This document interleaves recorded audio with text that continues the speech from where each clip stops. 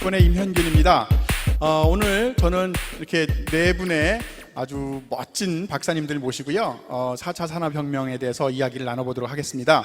오늘 이 프로그램은 여러분이 과학자가 되기 위한 혹은 앞으로 어떤 직업을 가졌으면 좋겠는지 알기 위한 진로에 대한 이야기고요.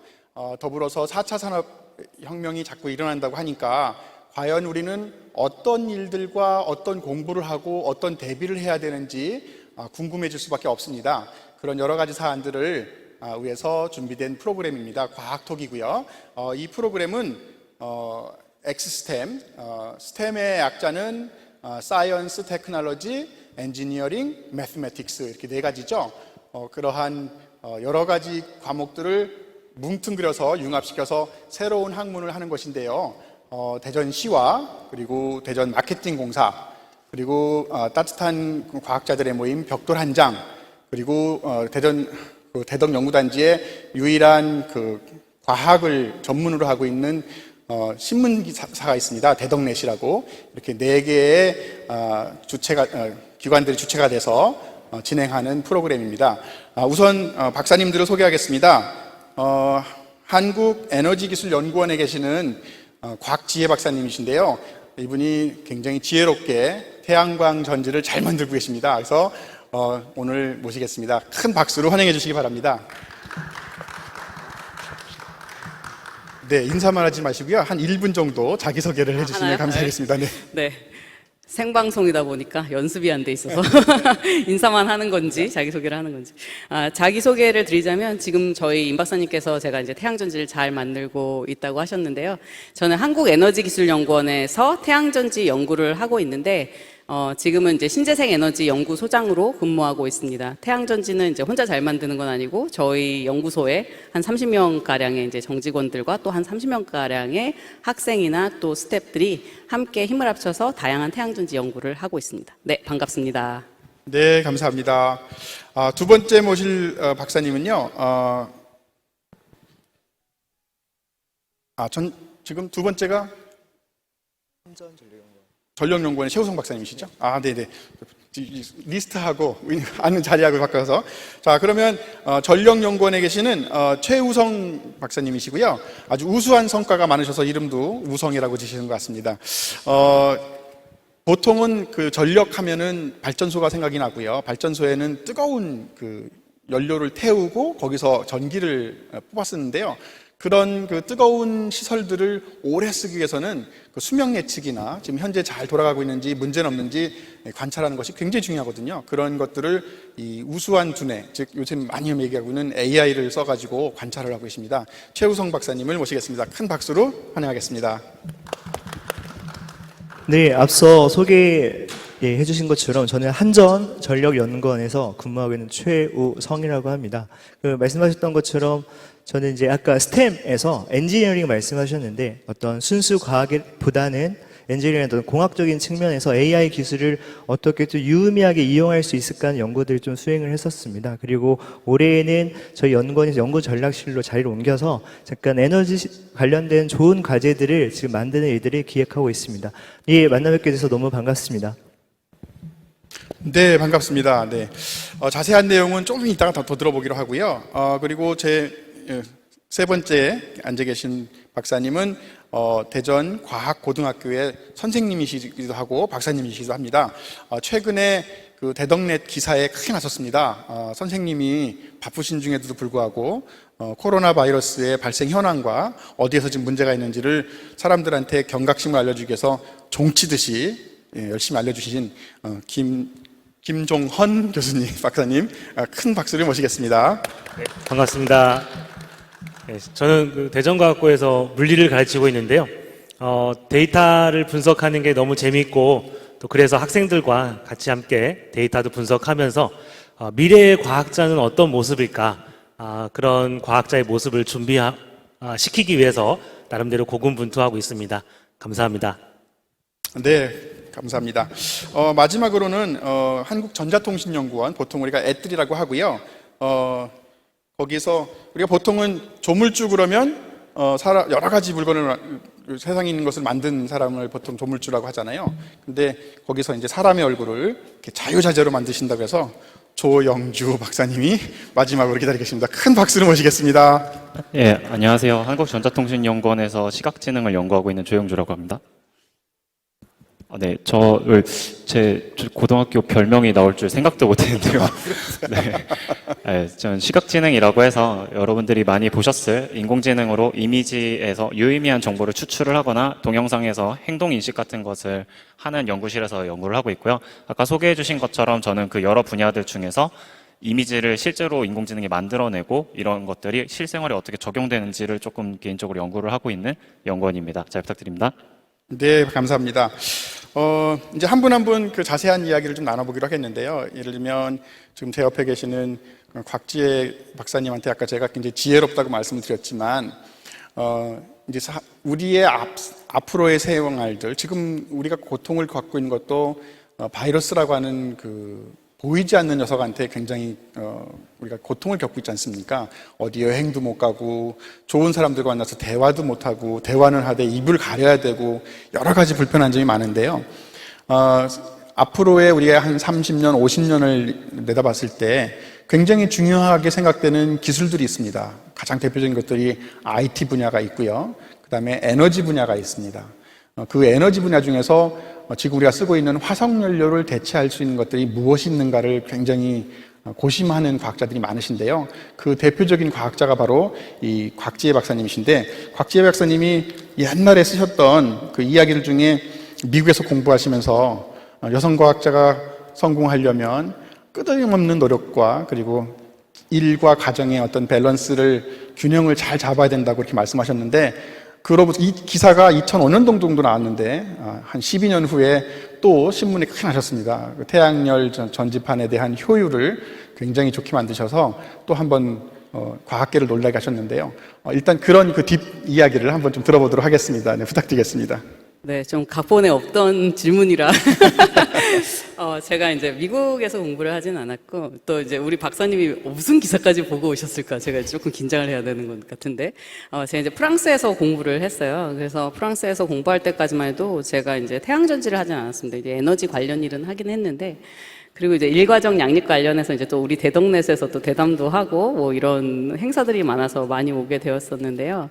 아무래도, 지금은 이제 일가정 양립 얘기를 많이 하니까 그건 이제 남녀 불문하고 일가정 양립은 되게 중요해진 것 같아요. 그래서 이제 제가 그런 박사님께서 보신 기사를 보던 시절에야 여성 연구원들만 와서 일가정 양립을 얘기했는데, 저희 팀에 이제 주변에 같은 연령대들이 많아서 저희 세대에는 제가 가서 얘기해 주는 거를 남성 연구원들이 고마워 하시거든요. 그래도 약간 남자분들은 눈치상 그런 얘기를 나가서는 못하지만 너무 필요하다고 느끼시는 그런 부분들이 있어서 제가 이제 보람차게 그런 부분들을 강조를 하면서, 이제 태양전지는 아무래도 오늘의 주제 4차 산업혁명이다 보니 제가 이제 정말 연구 분야를 잘 정했다라고 생각을 하는 게, 대부분의 대중들은 이제 4차 산업혁명 얘기하면은 뭐 AI다, 뭐 스마트 관련된 거, 뭐 디지털 네트워킹 이렇게 얘기하지만, 뭐 하다못해 우리 어렸을 때 아톰 보고 뭐 공상과학소설에서 로봇 보고 할 때 다들 간과하는 게 좀 공기처럼 필요한 에너지가 많이 간과되고 있고, 사실은 더 강조해도 지나침이 없을 만큼 산업혁명이라는 거에는 꼭 에너지가 따라다녔잖아요. 그래서 이제 지금은 다양한 에너지를 어떻게 진짜 미래 사회에, 불확정성 있는 미래 사회에, 뭐 뷰카라고 얘기하는 그 미래 사회에 적용할 수 있을까를 많이 고민을 해야 하고, 또 제가 여성으로서 이제 일가정 양립이나 뭐 다양한 얘기를 했지만, 다양성이 존중되면서 에너지도 다양하고 사회도 다양해지고 각자의 개체도 굉장히 다양한 성격이랑 능력을 가져야만 되는 것 같아서, 제가 이제 과학자의 삶을 살고 있지만 또 지금 시대에 발맞춰서 연구 분야나 이런 것들도 해나가고 있고 해나가려고 노력하고 있습니다. 네, 감사합니다. 추가적으로 하나 더 질문을 드리면, 그 태양 전지가 지금도 많이 건설되고 있는데 어디까지 그 효율을 높여야지 투자 대비 우리가 얻는 에너지 양이 적당한지 한번 말씀을 해주시면 감사하겠습니다. 안 그래도 제가 이제 그런 연구를 하다 보니까 오히려 요즘은 신재생 에너지나 뭐 태양 전지의 흐름이라는 게 당연히 전 세계적으로 가야 할 길임에도 불구하고 과거에 많이 쓰던 에너지들이 강조되거나 아니면은 좀 효율적으로 좋으니까 약간 변화를 두려워하는 모습이라고 저는 오히려 보는데요. 그런 것들 때문에 의외로 연구보다는 다른 공격을 많이 받거든요. 오늘도 제가 이제 어제도 국정감사 자료를 내다가 왔는데, 하지만 우리 대중이 생각하는 것보다 굉장히 기술 발전이 빨라서 사실 옛날 영화라는 백투더 퓨처에 나온 거 다 나왔다고 하잖아요. 그런 것처럼 에너지 분야도 사실은 인간이 생각하는 것보다 훨씬 기술 발전이 빠르거든요. 그래서 박사님이 이제 어떻게 하면 투자 대비를 얘기하는데 지금 사실 국내 태양광 업계 어려운 점이 너무 싸져서 어려워요. 물론 중국이 뭐 저가 공세 뭐 이런 거 해서도 그렇지만 이제 굉장히 싸졌고 기술이 발전했는데 그래도 이론적 효율이라는 게 있어서 태양전지가 어떤 광흡수대를 흡수할 수 있는가에 의존을 해요. 그래서 지금 여러분이 길 가다가 많이 보시게 되는 뭐 필드에 깔려 있는 커다란 태양광 패널 이런 애들 실리콘 태양전지가 가질 수 있는 이론 효율은 사실 공정 이론 효율이라고 말하면 한 29%거든요. 그런데 지금 26.7%까지 와 있어서 거의 공정 이론 효율에 가까워졌기 때문에 사실 여러분들이 인공위성에서 쓰는 태양광 패널 많이 보시잖아요. 그거는 지상에서 많이 쓰는 태양광 패널은 아닌데 다중접합이라는 기술로 태양광 파장을 다양하게 흡수해서 막 40%, 50% 나오는 태양전지도 있거든요. 그런 것들은 비싸서 아직 지상에 못 쓰지만 저희가 지금 쓰고 있는 실리콘 태양전지나 아니면 다른 방막 기술을 접합해서 다중접합이라는 기술을 구현하고 또 저가로 해서 30-40%까지 만들어내고자 하는 그런 연구들이 지금 진행이 되고 있습니다. 그래서 이제 보통 청소년들이 많이 찾아볼 때 왜곡된 정보도 많아요. 이제 뭐 태양광과 태양열을 헷갈려 한다던가 태양전지는 태양광인데 태양열 전지라고 말하시는 분들도 많고 그래서 그 기술이 되게 다른데 그 태양광 전지도 또 다양하고 이제 제가 이제 박사님 보셨다는 기사에 보면은 플렉서블한 태양전지 아니면 뭐 저가 태양전지 이런 얘기 많이 하는데 종류가 굉장히 다양해서 그 기술들이 다양한 분야에서 열심히 연구를 하면은 사실 과학기술은 무언가 한계를 극복하기 위해서 도전하는 것이기 때문에 그런데다가 4차 산업혁명은 사실 요즘 뭐 프로슈머 이런 말을 하잖아요. 생산자가 또 소비하고 서로 뭐 주고받고 이런 에너지까지 구현을 하기 위해서 가벼우면서도 뭐 구부러지고 뭐 이런 태양전지까지 고민을 하거든요. 그리고 뭐 들고 다닐 수 있고 그래서 뭐 장소나 이런 위치에 제약이 없는 그런 태양전지까지도 연구가 되고 있기 때문에 상상하는 것 이상의 결과들을 많은 분들이 노력해서 만들 수 있다고 조만간 만들 수 있다고 생각합니다. 네, 많은 그 플렉서블한 재료들이 많이 개발이 돼서 우리가 입고 다니는 옷에서 막 붙여가지고 발전하고 그랬으면 좋겠습니다.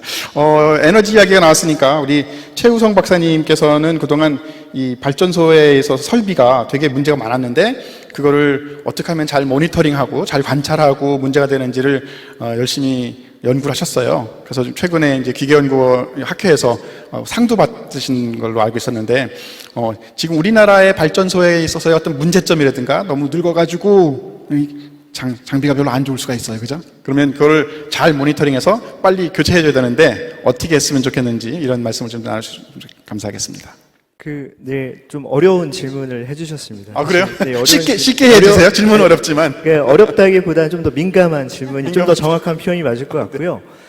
이제 표현 중에서 제가 조금 다르게 말씀을 드리고 싶은 거는 문제가 있어서 고치거나 모니터링 하는 건 아니고요. 잘 운영되고 있는데 더 잘 운영하게끔 도와주는 것이 좀 더 맞다고 봅니다. 사실 기술이라는 게 어떤 문제를 해결하는 게 1차적 목표가 될 수가 있고 없는 분야를 새로 개척하는 분야 또는 있는 거를 더 잘 운영할 수 있게끔 하는 부분인데 기존의 설계 관점에서 어떤 운영을 어떻게 했으면 좋겠다라고 설계적인 어떤 관점이 있을 텐데 그거를 혁신적으로 넘어서기 사실 어렵거든요. 그렇다면은 그거 외에 운영하면서 점차적으로 이제 뭐 배터리 하시니까 뭐 성능 열화나 어떤 데그레이션이나 어떤 운전 조건에 따라서 예외적으로 발생하는 사항들을 우리가 좀 빨리 찾아보자. 그리고 선제적으로 대응하자는 게 좀 필요했었고 그래서 오래전부터 어떤 발전소라고 하게 되면 지금 저희 한전전력연구원은 전기를 만들고 보내고 쓰는 모든 연구를 하고 있는데 그 중에서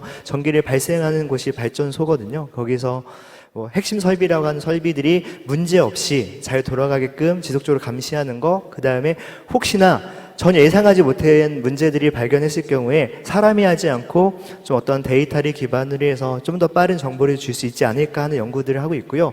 지금 문제는 사실은 없습니다. 우리나라는 전 세계적으로 봤을 경우에 발전소를 가장 안정적으로 운전하고 있습니다. 국내에는 전력 설비 자체가 지극히 안정적이기 때문에 지금 저희가 하는 고민들은 문제 있는 것들을 해결한다는 고민보다는 새로운 에너지원을 어떻게 만들까가 사실은 저희 회사에서도 좀 중요한 관심사고 지금 이 시간에도 너무 많은 분들이 보이지 않는 곳에서 안정적인 전력을 공급하기 위해서 열심히 하고 계신다는 것을 말씀해 주세요. 문제는 크게 네. 없습니다. 문제가 없음을 굉장히 많이 강조하고 계셔서 더 의심이 약간 들긴 합니다만. 근데 이제 기사를 보니까 박사님이 하신 일 중에서 보면 AI를 이용했다 이런 말씀이 있거든요. 그러면 과거에도 그런 모니터링, 즉 우리가 관찰하는 기술은 있었고 현재 와가지고는 더 많은 센서를 이용해서 더 많은 그 위치를 더 감시를 하고 있는 거거든요. 그러면 그걸가 왜 AI까지 써가지고 감시를 해야 되는지 그거에 대한 좀 이야기 좀 해주시죠. 네, 간단하게 이제 먼저 그 대답을 드리기에 앞서서 AI 기술이 지금 여러 가지 어떤 매스미디어를 통해 갖고 호도되는 경우가 좀 있습니다. 다 되는 것처럼 얘기하는 경우도 있고, 기존에 많은 분들이 오랫동안 AI란 이름이 아니고 데이터 마이닝, 데이터 분석도 이미 많이 해오셨거든요. 근데 이제 AI란 어떠한 키워드를 조금 더 입혔던 부분들이 제가 알고 있는 한 80%는 해왔던 일의 연속성이라고 좀 볼 수가 있는데, 새로운 것들은 예를 들면 제가 경험적인 부분들만 말씀을 드리면 저는 기술을 개발한 사람이 아니라 AI 기술을 이용한 사람이거든요. 그런 측면에서 어떤 이미지를 분류하는 문제, 사람이 정성적으로 주관적으로 이미지나 어떤 데이터를 분류했던 문제에 대해서는 지금의 AI 모델, CNN이라고 하는 여러 가지 모델들이 훨씬 더 정확한 거는 이제 많은 연구들이 나왔기 때문에 그런 일부 영역에선 사람보다 압도적인 성능과 정확도를 낼 수가 있다. 그렇지만 모든 것들이 대체할 수는 없고, 어떤 사람이 무언가를 판단하는 데 있어서 어떤 서포트할 수 있는 어떤 의견을 어떤 의사결정할 때 도움 줄 수 있는 하나의 괜찮은 툴 하나가 들어왔다고 보시면 되고요. 그래서 AI가 모든 것들을 대체하기는 어렵고 어떤 특정 분야에서는 확실하게 도움을 줄 수 있는 것들이 지금 현재 개발이 되고 있다라고 좀 말씀을 드릴 수가 있습니다. 네, 알겠습니다. 굉장히 중요한 말씀해 주셨는데요. 이거 AI가 최근에는 너무 많이 이렇게 키워드로 막 사용하다 보니까 과거에도 계속 우리가 그런 비슷한 류의 계산을 해왔거든요. 처음에 리그레션 이퀘션, 회기식도 했었고, 그다음에 퍼지 이론도 있었고, 그다음에 딥러닝이 발생해서 이제 그 바둑 때문에 큰 이제 부상을 했지만, 실제로는 오랫동안 과학자나 공학자들이 수식을 이용해서 예측하는 것을 많이 해왔다는 사실을 좀 말씀해 주셔서 감사드리고요. 마이크를 이제 그 다음에 우리 선생님께 넘기겠는데요. 물리 선생님이신데 어떻게 하다가 코로나 바이러스의 그런 예측을 발생하는 것도 알려주시고, 더군다나 기사를 보니까 이탈리아의 한 도시국가에서 옆에 있는 이탈리아보다 한 7배 정도가 많이 발생한 것까지 발견하셨던데, 그런 계기가 어떤 거였는지 말씀해 주시면 감사하겠습니다. 많은 사람들이 이제 4차 산업혁명 시대에는 데이터가 중요하다 이렇게 이야기를 하잖아요.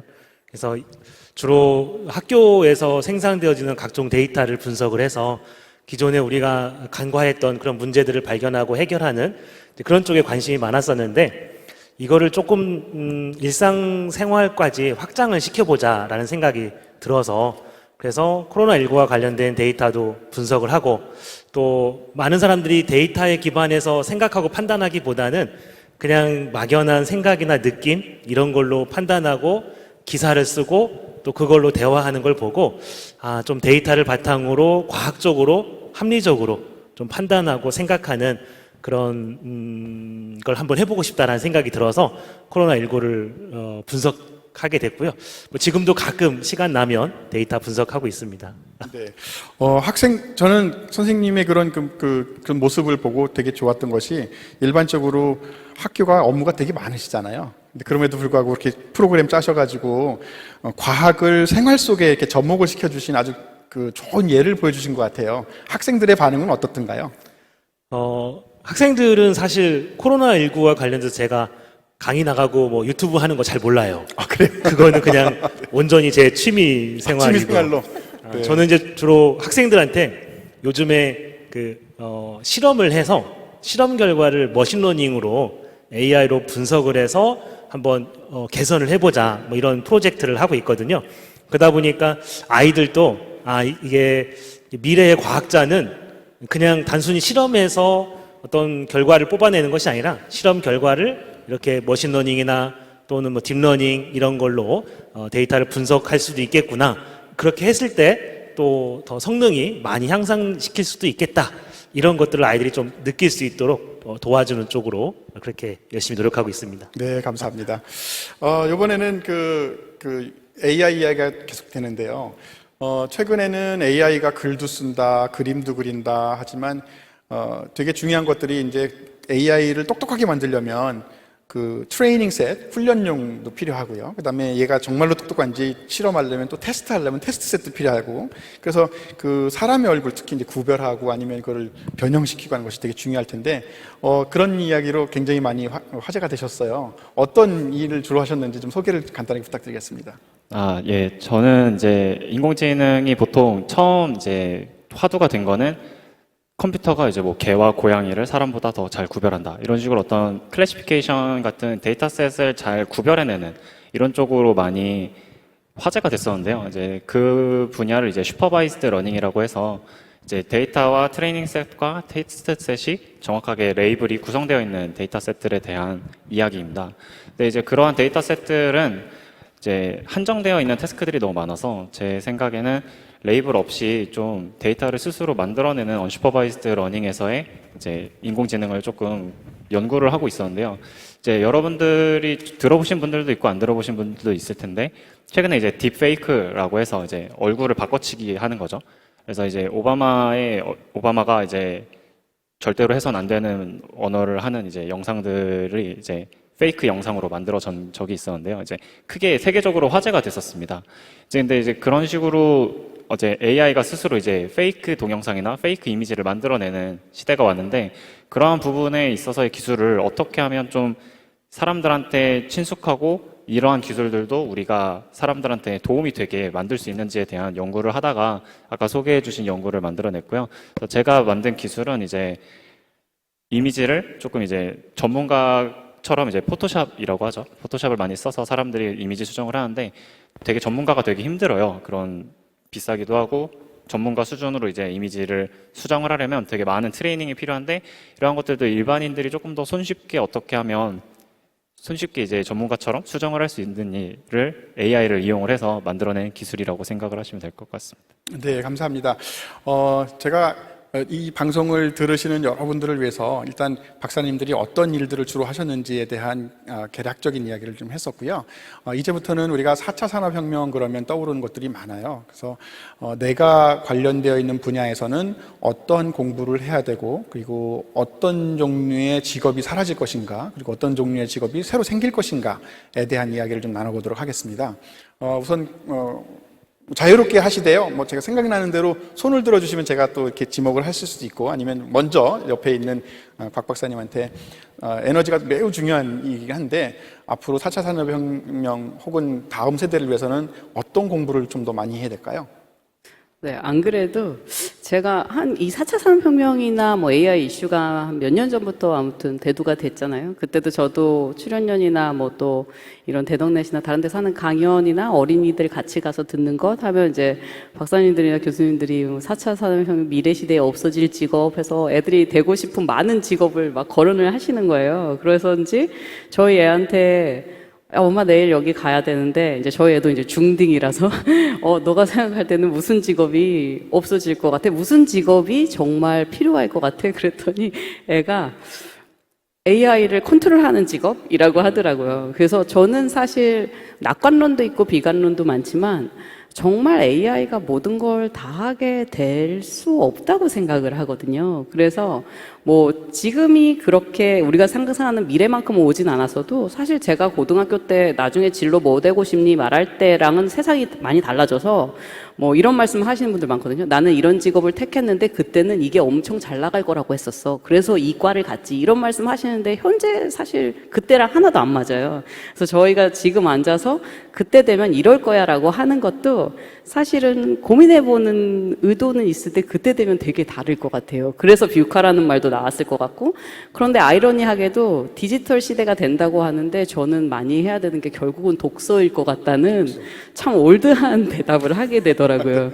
왜냐하면 회사에서도 많이 보고 요즘 친구들이 독서 별로 안 한다고 하잖아요. 그래서 뭐 데이터 딥러닝 뭐 해가지고 뭐 좋은 정보 많이 끌어다가 인터넷에서 좋은 글이라고 써오지만 영혼이 있고 없고는 읽는 사람 달라지는 것 같아요. 그래서 저는 이제 뭐 저희 애가 뭐 컨트롤러 이렇게 말은 했으나 약간 심리나 상담 요런 분야 관련된 것들은 있을 것 같고 같은 맥락에서 그 시대가 굉장히 달라졌을 때 굉장히 민첩하게 나를 적응시키면서 화합하고 아무튼 지속 가능한 사회가 되어야 하니까 그런 관점에서 이제 독서를 하면서 내가 융통성이 있어야 될 것 같아요. 되게 융합적 사고를 할 수 있는 공부를 해야 될 것 같은데 저도 에너지 분야에서 일하지만 저의 전공은 화학이거든요. 화학과를 다닐 때는 에너지를 크게 생각하진 않았어요.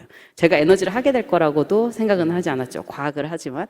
근데 에너지라는 분야만 해도 엄청 많은 융합이 필요한데 4차 산업혁명 시대에는 정말 융합적 사고랑 다양한 전공 한 사람이 다 할 수는 없으니까요. 그래서 제가 뭐 일가정 양립도 얘기하지만 그 이유는 그냥 예전처럼 뭐 옛날 산업혁명 시대처럼 24시간 아버지가 뭐 열심히 일하고 집에서 엄마가 집안 열심히 일하고 결국은 나중에 무슨 황혼이혼 이런 얘기 나오는 시대가 되면 안 되고 효율적으로 일하는데 저는 AI가 저희에게 큰 도움을 줄 거고 인간이 효율적으로 일하면서도 지속 가능한 사회를 만들기 위한 고민은 인간이 해줘야 될 것 같습니다. 그래서 독서를 많이 해야 된다라고 생각합니다. 네, 굉장히 중요한 말씀 해주신 것 같아요. 그러니까 AI라고 하는 것 자체가 새로운 사고를 도와줄 수 있는 조력자고요. 과거에 우리가 계산기가 나오고 컴퓨터가 나왔을 때 많은 사람들이 똑같이 우려를 했었거든요. 야, 이제 컴퓨터가 나왔으니까 사람이 할 수 있는 일 없겠다라고 했고, 지금도 AI한테 뭐 유명한 미국 드라마인 프렌즈 대본을 다 집어넣었더니 새로운 에피소드를 나왔다든가, 아니면 뭐 기사를 쓰는 것이 굉장히 정형화되어 있는 패턴이기 때문에 사람보다 더 좋은 기사를 쓴다든가 하는 이야기도 있었는데요. 제가 얼마 전에 본 그 기사에는 그런 게 있더라고요. 살아남을 수 있는 종류의 직업들은 성직자나 아니면 법률가 등 사람이 할 수밖에 없다고 하지만 성직자분들보다 더 좋은 이야기를 많이 해주는 AI가 생기면 또 그것도 위험하지 않을까. 그래서 따님이 얘기한 것처럼 AI를 컨트롤할 수 있는 그런 기술이 더 되게 중요할 것 같기도 하고요. 옆에 계시는 최 박사님은 그 에너지 쪽에서는 어떤 것이 가장 문제가 되고 있고 살아남을 수 있는 것과 사라질 것은 어떤 게 예상이 되시는가요? 제가 감히 미래의 어떤 직업이나 어떤 방향성들을 말씀하는 것들은 좀 조심스럽고요. 잘 알지 못해서. 그런데 이제 AI 기술, 아까 이제를 저희가 볼 때 AI 기술을 이용해서 앞으로 시대가 어떻게 바뀌는가를 이제 고민한다고 봤을 경우에 극단적인 예로 저희 요즘에 화상 미팅 많이 하시잖아요. 편리함만 치면은 오프라인 미팅보다 훨씬 더 좋습니다. 시간도 절약할 수가 있고 언제든지 할 수가 있고. 그렇지만 아마 연구하시는 분들 아시겠지만은 그 정서적 거리라는 것들이 해결이 안 되거든요. 근데 많은 일들, 특히 어떤 연구에 관련된 부분들은 정서적 거리 안에서 만들어진 그런 교감과 어떤 창의성들이 필요한데 그런 부분들을 보면은 기술적으로는 아무리 좋아졌지만 해결되지 않는 궁극적인 어떤 가려운 부분들이 있기 때문에 이런 부분들이 아마 어떤 영역이 될지 모르겠지만 지속적으로 어떤 필요할 거라 판단이 되고요. 기술적으로 본다면 저는 지금의 AI 기술이 로봇과 만나는 것들은 시대적으로 일단 대세라고 좀 판단을 하고 있거든요. 근데 이게 어떤 성능과 효율이라는 측면보다는 약간의 제 개인적인 생각인데 엔터테인먼트처럼 나이가 지금 저희가 이제 고령화 시대가 지금 되고 있는데요. 예전에는 보면 저희가 재활 로봇 같은 거를 많이 만들어요. 아프신 분들 도와주게끔. 근데 이제 시대가 바뀌면은 어느 정도 경제 소득이 올라가기 때문에 예를 들어 등산하시고 싶은데 80 넘은 어르신이 등산을 하고 싶은데 산으로 TV로 보는 거는 내가 만족감이 못하기 때문에 살짝 걷는 것만 도와주는 거, 내가 직접 등산할 수 있는 거, 내가 직접 테니스 칠 수 있는 거, 이런 식 약간 엔터테인먼트의 로봇 시장이 인공지능과 만나면은 엄청난 그 큰 새로운 시장들이 열릴 거라고 그냥 개인적으로 그냥 잘은 모르지만 판단하고 있습니다. 네. 네, 굉장히 좋은 지적이신 것 같아요.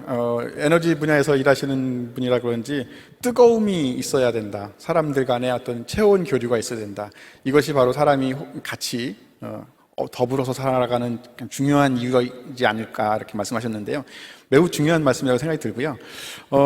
선생님은 현장에서 학생들한테 교육을 해주시는 입장에서 이놈들아 너희들이 다음 단계는 이런 걸 공부해야 돼 라고 분명히 말씀하시는 게 있을 텐데 어떤 거를 주로 강조하시면서 교육을 하시는지요?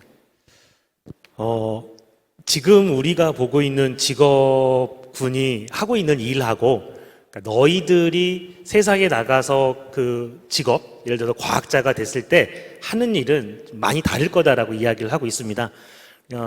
우리가 예전에 그러니까 머릿속으로 생각하고 있는 혹은 교과서에 있는 과학자의 모습은 어찌 보면 막 실험만 열심히 하면 뭔가 결과가 나오는 어떤 그런 모습들을 그렸다고 한다면 이제는 어쩌면 그 실험 결과를 AI가 분석을 해주고 또 단순한 실험이라고 한다면 뭐 로봇이 대체해서 실험할 수도 있고 어찌 보면 지금 시대에서는 그런 뭐 디테일하게 실험을 아주 섬세하게 실험을 잘 하는 거는 로봇이 도와주기도 하고 또 데이터 분석하는 건 AI가 도와주기도 하고 어찌 보면 사람은 새로운 문제를 발견하고 또 개선해야 될 문제를 정의하고 또 그다음에 워낙 그 분야가 세분화되어 있다 보니까 이게 한 사람이 수용할 수 있는 지식은 한계가 있잖아요.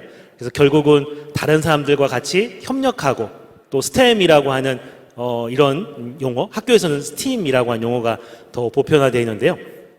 다양한 분야의 전문가들과 같이 협력해서 기존에는 해결하지 못했던 그런 문제들을 해결해낼 수 있는 그런 능력들이 이제 요구된다. 그래서 그런 것들을 한번 연습해보자 이렇게 이야기를 하고요. 저는 개인적으로 4차 산업혁명은 일종의 기회가 아닌가 이런 생각을 하거든요. 새로운 도구가 장난감이 주어졌다 이런 생각이 듭니다. 망치만 가지고 있었던 그 목수에게 톱이라고 하는 새로운 도구가 생기면 기존에 할 수 없었던 엄청난 일들을 할 수 있잖아요. 그래서 마찬가지로 우리가 그동안에 정형화된 어떤 그런 데이터들만 분석을 해서 과학을 했다고 한다면 앞으로는 우리가 데이터라고 생각하지 못했던 여기 전자통신연구원의 박사님께서 하셨듯이 동영상이나 이런 것들도 이제 데이터가 되고 또 그걸 분석해서 새로운 지식도 만들어내고 새로운 산업도 만들어내고 새로운 일자리도 만들어내고 또 이전에는 우리가 누리지 못했던 새로운 서비스 또 박사님께서 말씀하셨듯이 이제 몸이 건강하지 않은 사람들까지도 등산을 자유롭게 즐길 수 있는 그런 미래 사회를 꿈꿀 수 있는 그런 도구가 새로 주어진 게 아닌가. 그래서 그런 재미있는 장난감이 생겼으니까 열심히 가지고 놀면 우리의 미래 직업도 좀 길이 활짝 열리지 않을까 그런 생각을 해봅니다. 네, 중요한 말씀해 주셨는데 지금 그 컴퓨터에는 여러 가지 그 프로그램도 많고 게임도 많거든요. 어떤 게임을 많이 하면 좋을까요? 4차 산업을 위해서는. 글쎄요. 해주실 수 있는 말씀이 없으신가 보다. 아이들이 요즘에 좋아하는 전략 게임, 협력하는 게임, 의사소통하는 게임. 네. 예, 저는 그런 게임 추천하고 싶습니다. 알겠습니다. 저희 집 아이들도 게임을 많이 해가지고요. 좀 더 도움이 되는 게임을 좀 찾았으면 좋겠습니다. 네, 다음으로는 굉장히 이제 실질적으로 AI하고 이제 맞서야 되는 어떤 위치에 계실 수도 있는데 전자통신연구원에서 그런 그 사람의 얼굴을 변형시킨다든가 하는 것들은 영화 산업에도 많이 사용이 되고 있고요. 앞으로도 우리 미술을 하는 학생들 혹은 어떤 테크놀로지를 접하는 학생들은 되게 관심이 많을 것 같거든요. 어떤 것을 공부하라고 추천을 해주시고 싶으신가요? 네, 말씀하신 것처럼 제가 발표했던 기술이 어떻게 보면 디자인, 미술, 계통 쪽에서 많은 관심을 받고 저한테 여쭤보세요. 이제 AI가 미술가, 예술가들도 대체를 하는 시대가 되는 게 아니냐. 앞으로 우리는 뭘 해야 되느냐. 이렇게들 많이 물어보세요. 근데 이제 제가 우스갯소리로 말씀을 드리죠. 이제 앞으로 없어지지 않을 직업 중에는 엔터테인먼트가 가장 대세가 될 거다. 누가 AI가 하는 게임을 즐겁게 볼 것이며 AI가 축구 차는 걸 즐겁게 볼 것이냐. 이런 얘기를 많이 하긴 하는데요. 실질적으로 제가 이제 현업에서 하면서 받아들이는 느낌은 어떤 느낌이냐면 한 4년인가 5년 전에 구글의 이제 아시아 소프트웨어를 가르치는 윌리엄 셀리언스라는 분이 오셔가지고 그분이 구글 이제 자율자동차를 이제 참여를 하셨던 분인 것 같은데 오셔가지고 그러니까 퓨처 직업에 대해서 이제 설명을 해주신 적이 있었어요. 근데 그 설명해주신 단어 딱 하나가 제 마음속에 확 와닿았었고 실제로 지금도 그렇게 되고 있는 것 같은데요. 이제 CS 플러스 X가 앞으로의 어떤 퓨처 직업이 될 것이다 라고 말씀을 해주세요. CS가 이제 컴퓨터 사이언스고 X가 이제 다양한 분야들을 얘기를 하는 건데 아까 여기 계신 에너지 관련된 박사님들도 그렇고 에너지를 하셨던 분들이 이제 CS 컴퓨터 사이언스를 접목해서 조금 더 앞으로 나아가게 되는 거고 예술 관련된 분들도 마찬가지일 거라고 생각을 해요. 자기가 예술적인 감각이 있으면 이거를 좀 더 잘 표현하기 위한 도구로서 어떤 CS를 가져다가 사용을 하는 것이 맞다고 생각을 하기 때문에 앞으로의 이제 CS 컴퓨터 사이언스라는 건 어떤 한 전문 분야로서 당연히 남아 있을 수 있겠지만 자신의 전문 분야가 앞으로 AI가 어떤 식으로 잠식을 할지 걱정되는 분들도 많으실 거라고 생각을 하는데 잠식이 아니라 아까 말씀하신 그 도구라는 표현이 참 와닿았는데요. CS라는 걸 조금 도구라고 생각을 하시고 우리가 자기를 개발시키기 위해서 한국어뿐만 아니라 영어, 뭐 프랑스어, 제2 외국어를 공부하는 것처럼 자신의 전문 분야를 좀 더 잘 표현하고 빠르게 표현하고 효율적으로 표현하기 위해서 컴퓨터 사이언스를 조금 같이 공부를 하면 좋지 않을까라고 생각을 하고 있습니다. 네. 굉장히 좋은 말씀이시고요. 저희 갑자기 대학원 다닐 때 교수님 말씀이 생각나는데 저희는 이제 처음에 XT라고 하는 아주 오래된 초창기 버전부터 AT, 그다음에 뭐 386, 486 그래서 이제 계속 했거든요. 처음 샀던 컴퓨터가 20MB였었고요. 근데 어느 날 교수님이 술을 한 잔 드시더니 저희한테 야, 우리 때는 손으로 풀었는데 한 3일 걸렸거든? 니네 지금 10분밖에 안 걸리잖아. 니네 우리 때보다 30배 더 일을 많이 하고 있는 건 아니다. 이런 말씀 하셨어요. 그것처럼 앞으로 AI가 이제 더 많은 도움을 주긴 하겠지만 그 도움을 받는 것만큼 우리가 그 나머지 시간에 얼마나 더 좋은 일 혹은 발전적인 일을 하려면 뭐를 할 것인가 이제 고민을 좀 해봐야 되는 시간이 된 것 같습니다. 아까 앞에서도 말씀하신 것처럼 전 책을 읽어야 된다는 그 아주 고전적인 말씀을 하셨는데 오히려 그것이 정말 중요한 말씀이 아닌가. 우리가 새로운 창조를 위해서 몇 개의 단계를 거치거든요. 그러니까 맨 처음의 단계가 브레인스토밍 혹은 스터디라고 하는 단계가 있습니다. 그때는 여러 사람이 모여서 토의를 하는 단계도 되지만 혼자서 여러 개의 책을 읽어서 지식을 습득하는 과정이 있고요. 그것이 조금 있다가 좀 잠재우는 과정이 있습니다. 영어로는 하이버네이션, 동면 이런 표현을 쓰는데요.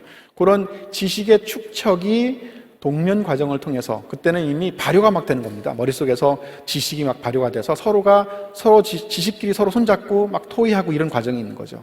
그럴 때에는 아무것도 하지 마시고요. 멍 때리기도 좋고 낮잠도 좋고 산책하는 것도 좋습니다. 그래서 책을 읽는 것도 어쩌면 약간의 그 쉬는 것이 될 거고요. 그 다음에 일루미네이션, 번득임이 있습니다. 그래서 스타디와 동면과 번득임 그리고 나서 새로운 아이디어가 생기면 그거를 검토해보는 시간을 가져야 되고 이것이 반드시 새로운 것이 생길 수가 없어요. 그러니까 실패를 하면 다시 처음부터 왜 그랬는지 고민을 하고 이런 과정이 필요한데 아마 여기 계신 박사님들은 다 그런 과정들을 통해서 지금 이런 자리에 오셨고 훌륭한 일을 하셨기 때문에 신문도 막 나오고 이렇게 상도 받고 오실 것 같습니다. 혹시 어릴 때부터 그런 과학자를 꿈꿔오셨나요? 그리고 어렸을 때 그런 생각했던 그런 창의적인 것들이 지금 와서 어떤 그 영향을 좀 주셨는지 이야기를 좀 들어보고 싶습니다. 제가 안 그래도 예전에 좀 더 젊었을 때는 이제 뭐 여학생들에게 꿈과 희망을 심어주라고 여성 과학자 초청 뭐 이런 거 좀 오라 그러면 많이 안 갔었어요. 왜냐면 이 기자님께도 제가 그 말씀을 드렸는데 제가 이런 데 나가면 꿈과 희망을 심어주지 못할까봐. 왜냐하면 제가 과학자가 되고자 했던 어떤 다른 과학 하시는 분들 같은 번뜩이는 어떤 순간이 있었던 건 아니거든요. 그냥 쉽게 말하면 밥벌이 해야지. 저는 지금 돌이켜보면 엄청 문과 성향을 많이 가졌던 것 같은데 그때는 수학이 너무 좋았거든요. 수학을 좋아하면 자동으로 과학자가 되는 게 바른 길이라는 좀 저희 세대에 약간 그런 게 있었어요. 근데 지금 돌이켜보면 나는 수학을 좋아한 것이지 과학자가 되고자 하진 않았다는 좀 꿈과 희망을 깨는 그런 얘기를 하게 되는데 제가 근데 결과적으로 그래도 제밥벌이를 하면서 박사님 말씀하신 신문에 나오고 별로 뿌듯하게 잘했다고는 자신감 있게는 늘 좀 생각하셔도 겸손 모드로 생각하셔도 됩니다. 네. 겸손 모드로 얘기하면 없지만 그래도 제가 그렇게 한 자리를 잘해 나가고 있는 이유는 뭘까 생각을 해볼 때 그게 결국은 이미 이 시대가 산업혁명 시대에 필요로 하는 융합 인재를 원하기 때문이라고 생각을 하거든요. 그래서 그 당시에 모호하게 수학을 사랑해서 제가 이공계를 가고 과학을 했지만 결국은 아까 이제 우리 과학고등학교 선생님이 말씀하신 것처럼 예전에 과학자들은 실험을 혼자 짱 박혀서 뭐 혼자 막 외골수처럼 저 사람은 기기고 원래 그런 것만 파는 사람이야 이런 이미지가 옳지만 지금은 사실 연구소에서도 혼자 하는 일이라는 건 없잖아요. 그러면 그냥 과학자로서의 생각으로 매몰된 사람들이 창의적인 얘기를 내기보다는 뭐 쉽지 않지만 쉽게 뱉는 집단 지성을 요즘 많이 활용을 하는데 그런 것들이 모여가지고 또 브레인스토밍을 하다가 새로운 아이디어가 갑자기 나오고 그런 게 나올 때는 꼭 그렇게 과학에만 생각이 박혀있던 사람한테서만 나오는 건 아닌 것 같아요. 그래서 저희가 요즘에는 뭐 저희는 태양전지니까 또 건물에도 붙이고 이런 생각하다 보면 건축가도 만나고 예술가도 만나고 제가 박사님들이 말씀하시니까 재밌는 얘기가 생각나는 게 디즈니에 정말 다양한 직업을 일하고 있다 하시면서 예전에 공학자 출신인데 한국분이 가서 일하고 있는 말씀을 해주시는데 라푼젤이 나올 때랑 겨울왕국이 나올 때 컴퓨터의 그 처리 속도가 정말 몇만 배 빨라져서 그게 가능했는데 주인공만 레이어가 많은 치마를 입힐 수 있다가 처리 속도가 빠르니까 온갖 등장인물이 레이어가 많은 걸 입는데 본인들이 하시는 일은 이론적으로 계산해서 공학적으로 바른 결과를 주면 그게 예술적으로 아름답지가 않대요. 그러면 거기 예술가나 뭐 염색하신 분들 다 와서 저 좀 이상한데 그럼 하나씩 뺀다는 거예요. 폴트를 주는데 식에서 그렇게 그냥 마냥 주면 안 되고 보기에 좋으면서도 어색하지 않은 그래서 그 장면이 딱 떴을 때 와 너무 멋있어가 아니라 그냥 지나가도 아무렇지 않은데 그게 없으면 굉장히 어색해진 그런 것들을 발견해 내신다고 하더라고요. 그래서 AI 시대에는 아까 이제 뭐 AI 안에 인간이 어떤 정보를 계속 주니까 AI가 발전하는데 그러면 제가 독서를 얘기했던 것도 박사님 말씀하신 것처럼 사람도 어떤 정보를 계속 머릿속에 줘서 창의적이 돼야 되는데 그래서 독서를 얘기하게 되고 여러 사람이 협업할 때는 다양한 전공이나 아이디어가 모여서 하게 되는 것 같아서 제가 과학자로서의 꿈과 희망 특이한 게 뭐냐 그러면 약간 좀 옹색해지지만 결과적으로는 창의적으로 저는 사실 미술, 수학 뭐 이런 거 좋아했거든요. 그리고 지금도 직장에서 전부 연구를 잘 하시죠. 그런데 문제가 연구를 못해서 생기는 건 없는 것 같아요. 그래서 제가 뭐 아까 성직자도 얘기도 하시고 상담사, 심리학자 안 없어질 것 같은 이런 얘기를 하게 되는 게 직장 내 갈등은 아다르고 어다른 데서 생기는데 AI가 어떤 일을 처리했을 때 이상한 데가 없는가? 이거를 발견할 수 있게 또 정보를 넣어주는 것도 인간이 굉장히 융합적 사고를 하면서 통찰력이 있어야만 할 수 있을 것 같아요. 그래서 지금 너무 과학자로서 과학에 뜻이 있는 사람은 더할 나위 없이 좋고 아니어도 결국은 나는 과학기술의 발전에 큰 도움이 될 수 있는 사람이다라는 생각들을 하시면서 자기가 좋아하는 거 외의 것도 책을 읽을 때도 많이 보시면 좋을 것 같다는 생각이 듭니다. 아주 굉장히 중요한 말씀 감사드립니다. 전 세계 문화를 우리가 두 개로 나눌 때 고맥락 문화와 저맥락 문화로 많이 이야기를 하거든요.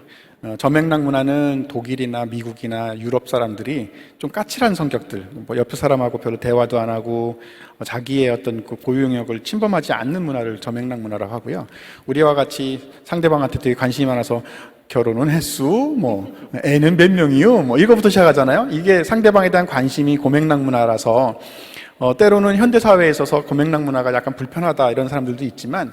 최근에 우리가 BTS라고 하는 그룹이 전 세계적으로 1위가 된 매경을 보더라도 거기에는 그 BTS의 아주 못했던 이름도 없던 연기자들 그 가수들이 나중에 최고의 사람들이 되는 그 과정을 모두 다 다른 사람들하고 공유를 했거든요. 그래서 그 사람들의 팬을 아미라고 부르는 이유도 내가 처음부터 봐왔던 되게 찌질하고 못생긴 녀석들이 이제는 아주 대견하고 제 세계의 1등이 된 거야 라고 했을 때 나하고 그 세계의 최고의 스타는 거리가 있는 사람이 아니라 바로 옆에 있던 사람이라고 하는 그런 거죠. 굉장히 중요한 말씀하셨던 것이 직장 내에서도 동료들 간에 서로 협업하고 통섭하고 대화하는 것이 굉장히 중요한 것 같습니다. 에너지 측면에서는 어떤 측면이 되시나요? 과거에 과학자가 되시거나 이런 AI까지 이제 하시게 됐는데 어떤 생각을 가지고 직장 생활을 시작하셨고 지금까지 오시게 됐는지 좀 말씀해 주시면 감사하겠습니다. 제가 태어날 때 지금 직장에서 근무할 거라는 전혀 상상을 못했었고요.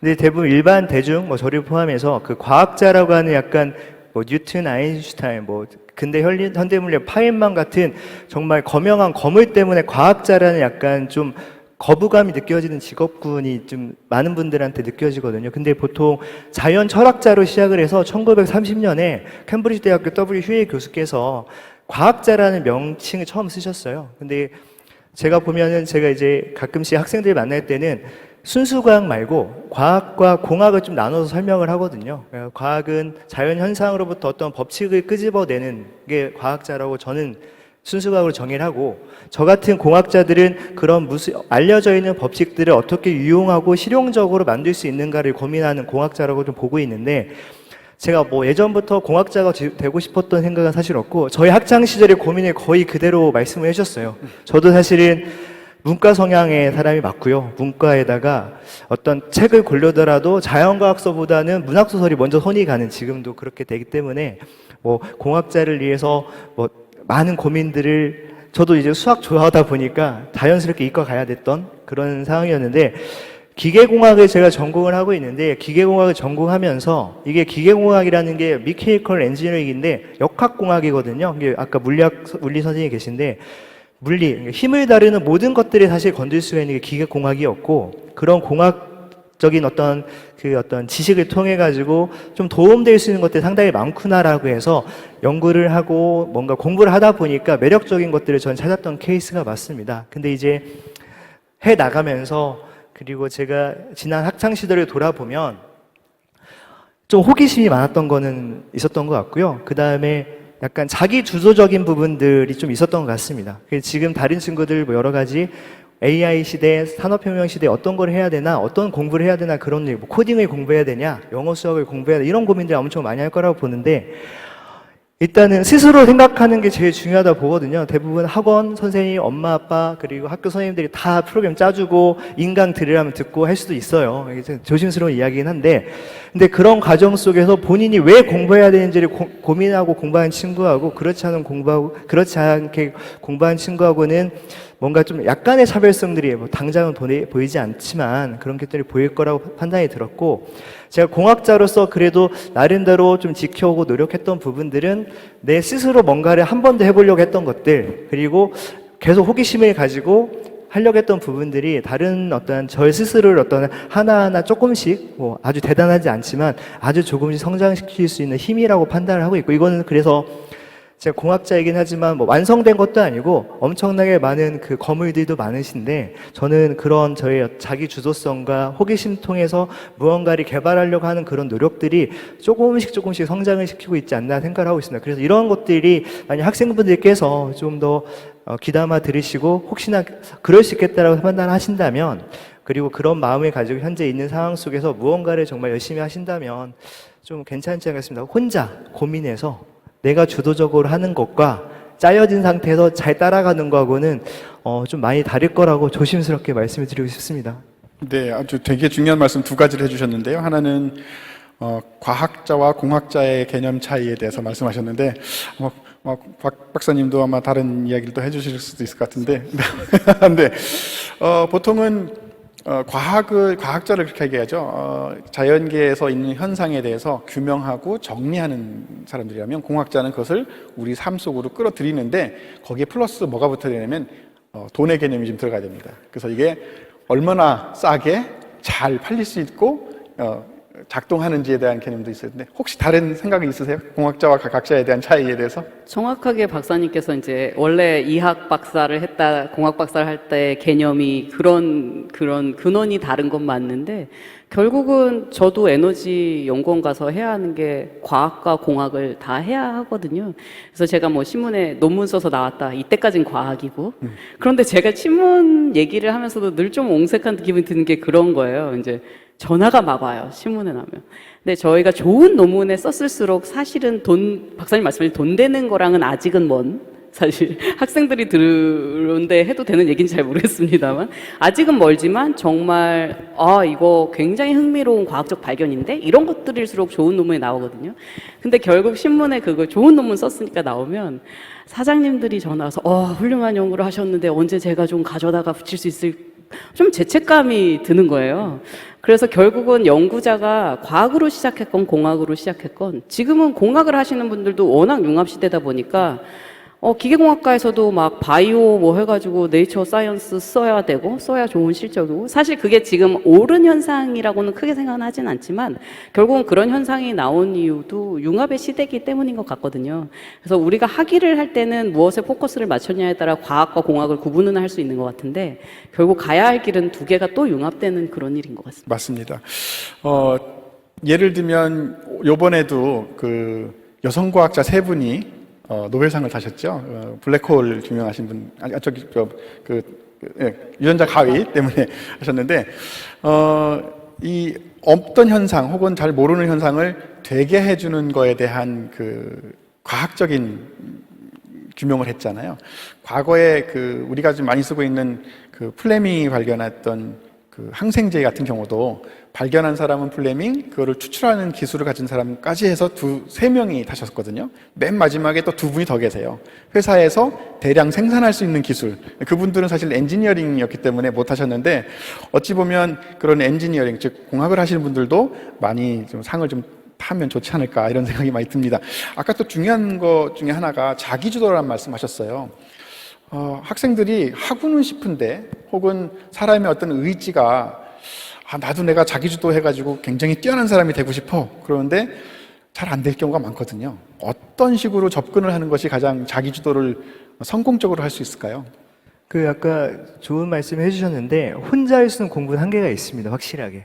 그래서 이제 함께 가야 멀리 간다는 표현들이 있잖아요. 혼자 가면 조금밖에 못 가고. 근데 지금 같은 경우에는 사실은 본인이 마음만 먹으면, 예전 같은 경우에는 한두 분의 좋은 교수님과 스승을 만나면 그 인생이 바뀔 수가 있어요. 그분 따라서 갈 수도 있고, 그분이 전해준 어떤 삶의 성찰하는 부분들, 그리고 내가 성장할 수 있는 포인트들이 내 삶의 자극이 되고 어떤 뭔가를 성장시킬 수 있는 큰 힘이 됐는데, 지금도 역시 소중하지만 지금은 전 세계에서 본인이 의지만 가지고 있으면은 직접적인 컨택은 아니더라도 간접적 컨택을 통해 가지고 찾아갈 수가 있거든요. 그래서 제가 생각할 때는 그런 오픈된 공간 속에서 본인이 좀 내놓고, 그 다음에 공부도 이제 혼자 하는 시간도 필요하긴 하지만은 연합해서 공부하는 것들이 좀 필요하다고 봐요. 저 같은 경우에 이제 학창시절 대학교 때 혼자 독서실 가서 공부하는 것보다는 막 떠들면서 공부한 걸 좋아했고, 여럿이 막 네가 맞냐 내가 맞냐 막 이렇게 얘기를 하면서 그런 것처럼 이제 다양한 기회에서 본인이 노출시키고 마음이 맞는 친구들이랑 뭔가를 같이 만들어가고, 그런 가운데서 온라인 어떤 여러 가지 시스템들을 이용해서 다양한 지식들을 두루 섭렵하면 조금 더 자기주적인 것들이 돼야 되는데, 사실 훈련이 필요합니다. 뭐 영어 수업 지금 4차 산업시대 코딩을 해야 영어 수업을 해야 되냐 하는데, 싫지만 해야 되는 것들이 좀 있거든요. 그런 부분들 사실 본인이 감당할 수밖에 없습니다. 뭐 꿈과 희망을 들으시긴 하지만 싫어도 다양한 변화되는 시대에서 꼭 해야 될 것들은 그냥 무조건 해야 되는 부분이 있기 때문에 그런 어떤 시련들을 좀 감당해야 되지 않을까 생각을 하고 있습니다. 네, 자기주도 이런 좋은 말씀은 이제 나이 드신 선배님들 말씀이셨고요. 저희 아이들 보면 요즘 아이들의 세태는 잘 안 된다 그래요. 그 대학생인데, 야, 니네 지금 같이 모여가지고 3, 3, 5 짝지어서 공부하고 이렇게 파트 나눠가지고 서머리 해오면 좀 쉽지 않냐 그랬는데, 전반적인 성향 자체가 이미 우리 자라날 때하고 달랐기 때문에 어떻습니까? 김 선생님, 현장에 계시면서 아이들이 성향을 분명히 잘 알고 계실 것 같은데, 어떻게 하면 그 아이들이 앞에서 말씀하신 그런 좀 상호 협력하고 그러면 자기주도도 더 쉬울 것 같고, 그리고 대화를 통해서 좀 배우는 것도 많을 텐데, 요즘 아이들의 성향에 대해서 좀 분석을 좀 해주시고요. 그리고 정말로 학습을 잘하는 아이들 혹은 창의적인 아이들은 어떤 성향을 좀 주로 갖고 있는지에 대해서 좀 말씀을 해주시면 많은 도움이 되겠습니다. 네, 요즘 학생들 성향 말씀하셨는데, 사실 뭐 저한테도 딸과 아들이 있는데 전혀 제 희망하고는 다르게 살고 있거든요. 근데 그거 하나만큼은 분명한 것 같습니다. 본인이 하고 싶은 걸 할 때는 정말 열정적으로 해요. 근데 엄마가 하라고 하는 거는 잘 안 합니다. 그래서 제가 볼 때는 부모님이 좀 관심을 끄고, 그래 네가 하고 싶은 거 해라, 이렇게. 제 딸을 보면은 고등학교 1학년 때만 하더라도 이제 뮤지컬 배우가 되고 싶어서 열심히 막 밤 늦게까지 학원 다니고 그렇게 하더니 어느 순간 천문학자가 돼야 되겠다 이렇게 하더니 이과를 가가지고 공부를 또 하더라고요. 그래서 공부하나 보다 싶었는데 이제 고3이 되니까 다시 디자인을 하겠다 이렇게 해서 하고 있습니다. 근데 자기가 좋아하는 걸 하니까 정말 열심히 해요. 그러니까 우리가 게임을 좋아해서 하면 게임을 탐구하거든요. 어떻게 하면 게임을 잘할 수 있을까, 이길 수 있을까, 자료도 막 수집하고 친구들하고 토론하고 의사결정해서 해요. 근데 자기가 좋아하는 걸 하면 이게 그런 것들이 가능한데 이제 그렇지 않고 억지로 해야 되는 걸 해야 되다 보니까 이제 아들이 말수가 하나도 없어지고 친구들하고 경쟁만 하고 있고 이제 그렇게 하는 게 아닌가라는 생각이 들어서 우리가 좀 한 발짝 물러서서 아이들의 의견을 존중하고 네가 하고 싶은 걸 마음껏 해라.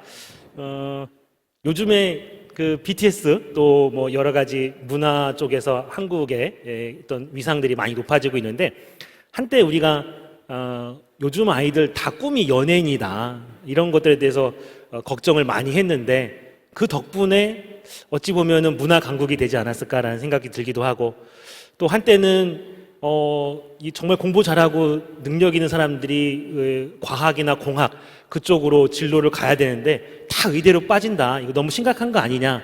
이런 얘기를 했지만 그분들 덕분에 어찌 보면 뭐 K방역이나 이런 의료 선진국으로까지 갈 수 있지 않았을까. 우리가 생각할 때는 아이들이 다 이 길로 가야만 성공할 것 같다는 생각이 드는데 그 아이들이 가고 싶어 하는 그 길을 마음껏 가게 내버려 두면 오늘 아침에도 보니까 우리나라 웹툰이 또 그 세계 시장을 또 이렇게 선도하고 있다 이런 얘기를 들으면서 아이들이 만화를 열심히 그리고 있으면 어찌 보면 또 그쪽에서 또 성공하지 않을까 이런 생각이 들기도 하고요.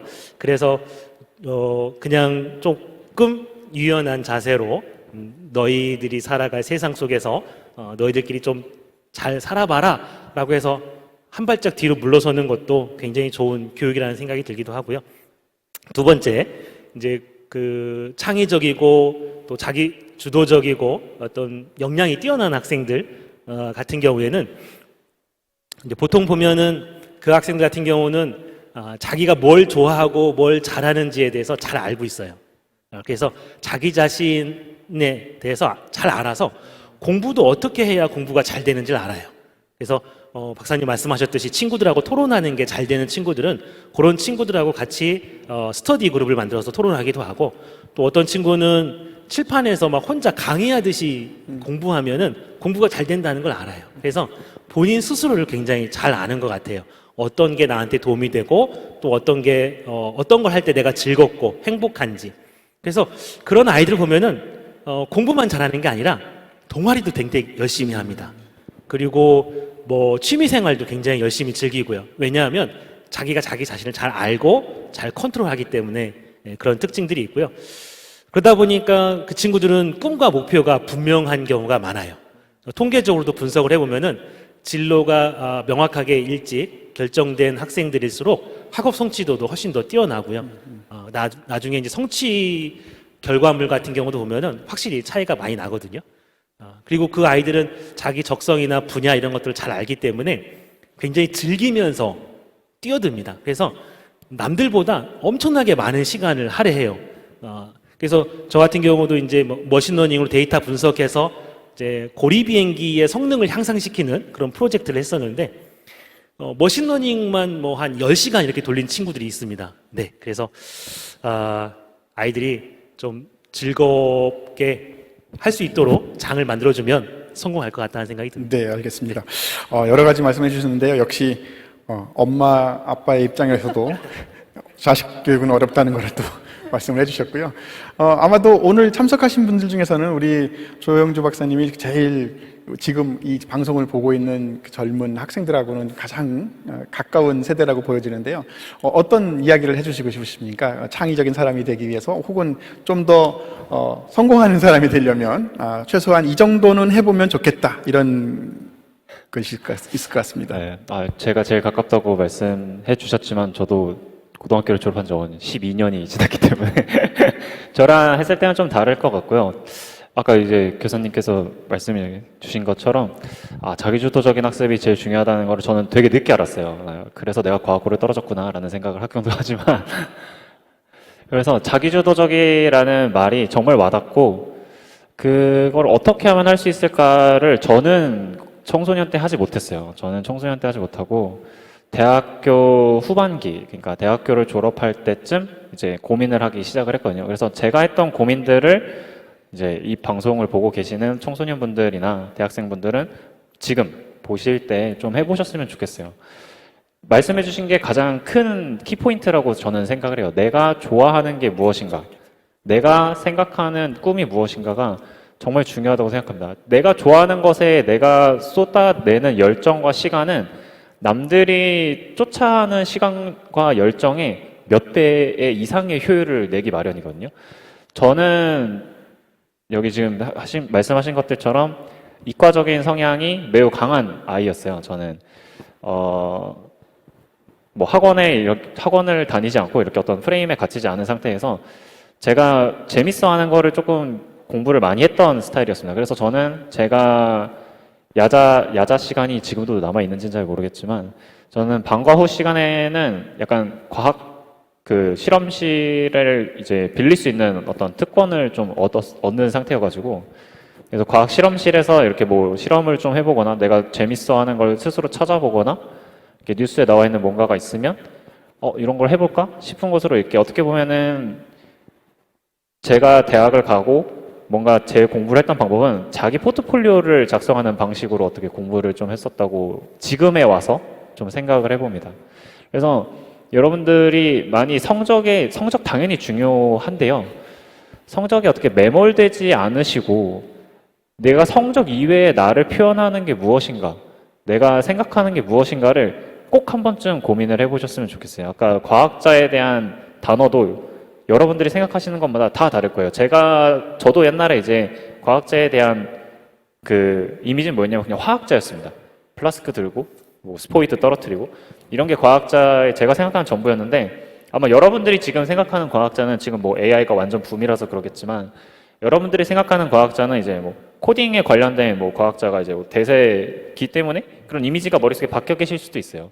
근데 그런 걸 다 걷어내고, 내가 생각하는 앞으로의 과학자는 이런 모습이었으면 좋겠다라고 끊임없이 한 번쯤 고민해 보셨으면 좋겠어요. 내가 성적 이외에 나를 표현할 수 있는 게 무엇인가, 나만의 포트폴리오는 과연 무엇일까에 대해서 끊임없이 고민해 보셨으면 좋겠고, 이것들을 대가들은 철학이라고 얘기를 합니다. 자신만의 철학이 있으면 좋겠다라고 얘기를 하고, 성공하신 분들은 언제나 나와서 자신만의 철학에 대해서 얘기를 많이 해주세요. 유명한 철학자들의 철학을 언제나 인용을 하시고 많이 읽으시고요. 저는 그러지 못했고 이제서야 이제 그런 방향을 찾아가고자 하는 사람이지만, 이제 지금 방송을 보시는 청소년분들이나 학생분들은 이러한 고민을 조금 더 먼저 해주셨으면 앞으로 좀 더 빠르게 자신의 꿈에 다가가는 데 도움이 되지 않을까, 그렇게 생각을 합니다. 네, 아주 좋은 말씀 해주셨고요. 아쉽지만 거의 시간이 다 돼서요. 이제 마무리할 시간이 됐습니다.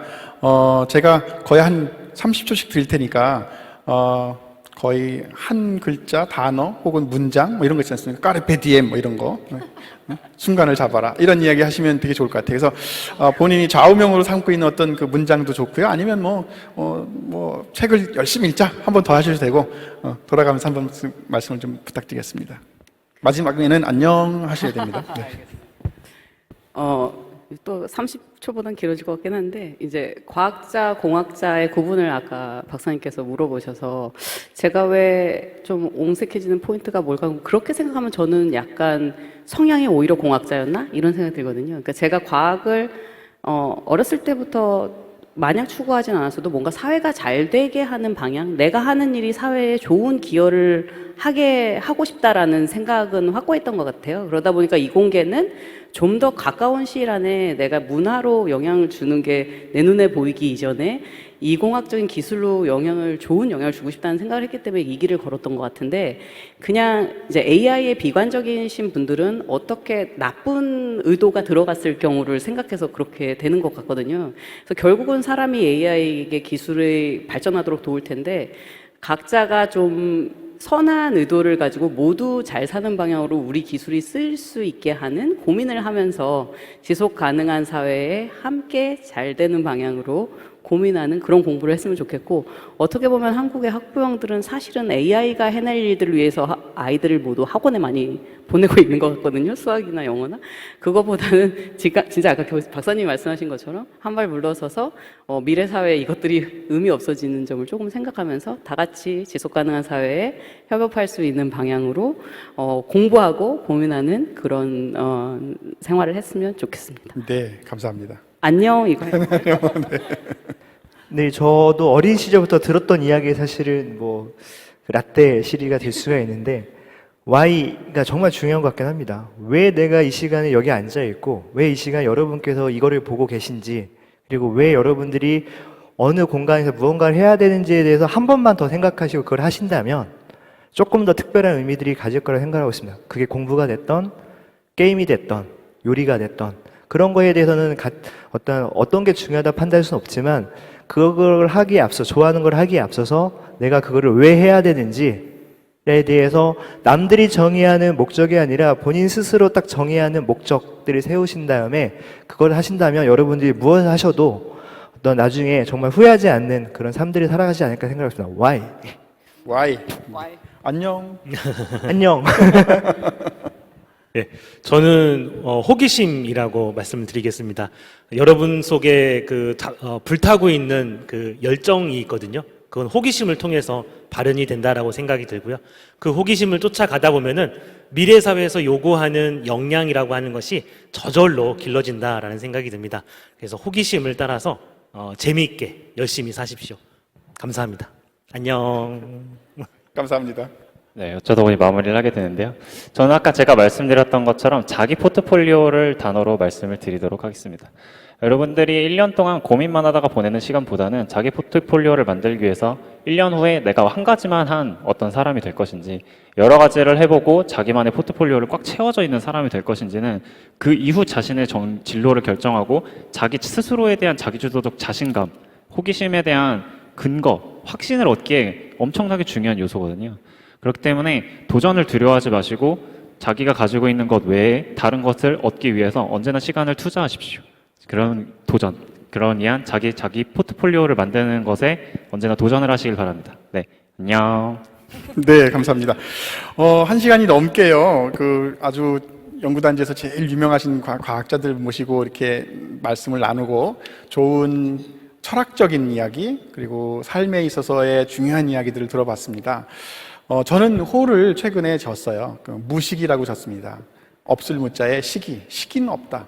여러분이 지금 조금 안 되고 있어도요. 혹은 내가 나이가 좀 더 들으면 망했다. 하지 마시고요. 시기는 언제든지 있습니다. 제가 주말 화가를 하고 있는데 한 할머니가 있어요. 모지스 할머니라는 분이 계십니다. 75세에 바느질을 못 하시니까 붓을 드셨는데 102세까지 1600점 정도의 그림을 그리셨고요. 그분은 미국 대통령들한테 상을 받기도 하고 타임즈 모델이 되시기도 했고요. 어마어마하게 많은 전시를 하셨습니다. 그분이 75세가 됐을 때 뭘 하겠다고 꿈이 있으셨을까요? 그냥 주어진 환경에 최선을 다하셨던 것이죠. 그것이 나중에는 최고가 될 수 있습니다. 오늘 이렇게 여러분 훌륭하신 과학자들 모시고 우리가 이야기를 들어봤는데요. 여러분도 지금 당장 어렵을 수 있지만 혹은 꿈이 있다면 그것을 하기 위해서 늘 정진한다면 반드시 꿈은 이루어질 것이라고 생각됩니다. 내년 또 이맘때 또 뵙도록 하겠습니다. 다 함께 안녕할까요? 안녕. 감사합니다. 감사합니다.